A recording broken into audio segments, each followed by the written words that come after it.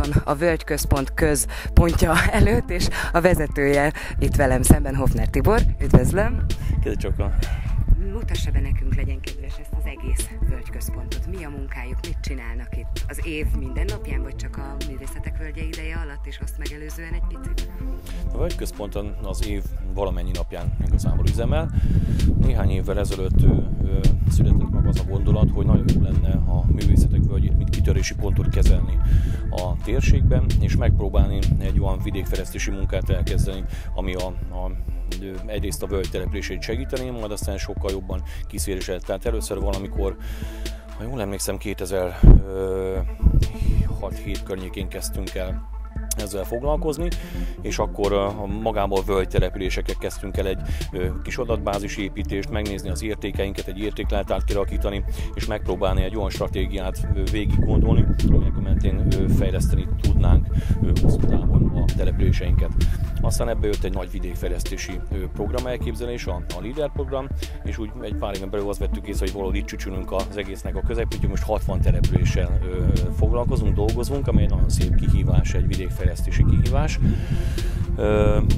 Jelenleg segítünk most uniós forrásokat lehozni a térségbe, vidékfejlesztési forrásokat lehozni a térségbe, és hát próbálunk nagyon-nagyon sok olyan effektív napi vidékfejlesztési munkát végezni, projekteket lebonyolítani, ami segíti a térséget. Mondok rá példát, például, hogy most kezdtünk el nem túl régen egy olyan turisztikai programot, ami egy úgynevezett GPS-es projekt. A 60 település valamennyi településen kialakítunk túraútvonalakat, 3-3 túraútvonalat, az azt jelenti, hogy körülbelül 180 túraútvonal alakul ki itt az év végéig, és ezeket GPS-szel rögzítjük, és egy nagyon nem eddig megszokott módon állítjuk fel őket, hanem az emberek ilyen közösségi munkával, fórumokkal közösen gondoljuk ki az értékeket, az érték mentén, hogy miket lehetne bemutatni, hozzá kapcsolódó történeteket, sztorikat, és ezeket közösségi videókat teszünk mögé, fotókat, leíratokat, és így visszük ki a világhálóra. Itt már szeretnénk ezt a rendezvény alatt is megmutatni, hogy hogyan áll ez a projektünk, olyan érdekes és izgalmas projekt lesz, úgyhogy valami hasonlót végzünk. És minden történik majd még ezen kívül itt, a Művészetek Völgye alatt? Gyakorlatilag a Völgyközpont épülete udvarai, a Csigaház ad helyet a 60 település, a Balatonfelvidék, értető Balatonfelvidék bemutatkozásának. Itt egy picit szeretnénk bemutatni és kinyitani a térségünket, tehát az ide látogatók lássák meg, hogy az egész Balatonfelvidéken milyen értékek vannak. Lesznek helyi kézműveseink, mestereink, településeink bemutatkozása, nagyon-nagyon sok rétület és kis gasztronómia is mögötte. És itt van mellettünk egy gyönyörű szép kovácsműhely, ha erről ejtenek ki egy-két szót még nekünk.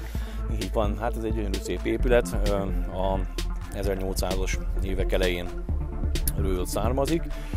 Gyakorlatilag majdnem úgy tűnt, hogy néhány évtized elveszítjük ezt az épületet, hiszen az útbővítésnek útjában állt, viszont a kulturális egylet elég keményen kiállt mellett, hogy 18. századot nem bontunk, hanem megóvunk, úgyhogy itt a Márta István vezetésével nagyon komoly erőfeszítések történtek, és gyakorlatilag megmentésre került az épület, és ebben van a régi kovácsnak a lakóháza és a műhelye.